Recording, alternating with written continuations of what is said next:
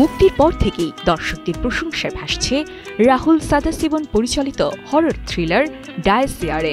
ভয়, রহস্য আর আবেগ সবকিছু মিলিয়ে সিনেমাটি এক অনন্য অভিজ্ঞতা। শুধু তাই নয়, এই সিনেমায় নিজের অনবদ্য অভিনয়ে দর্শকের নজর কেড়েছেন প্রণব মোহনলাল।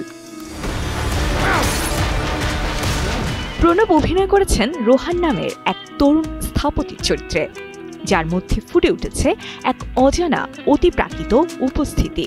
মাত্র 7 দিনে বিশ্বজুড়ে সিনেমাটি আয় করেছে 50 কোটি রুপি, যা মালায়ালাম ইন্ডাস্ট্রির জন্য এক বিশাল মাইল ফলক। সমালোচকরা বলছেন এটাই প্রণব মোহনলালের ক্যারিয়ারের সেরা অভিনয়।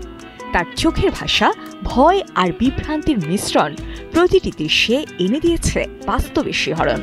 পদ্মা সেতু, মেট্রো রেল এবং এলিভেটেড এক্সপ্রেসওয়ে নির্মাণের গর্বিত অংশীদার বসুন্ধরা সিমেন্ট।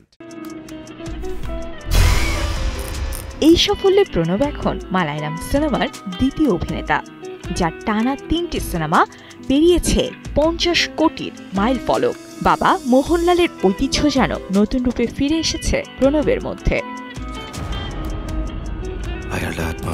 ছবিতে আরও অভিনয় করেছেন জয়া কুরুপ ও জিবিন গোপীনাথ, যারা গল্পের রহস্যকে করেছেন আরও দৃঢ়।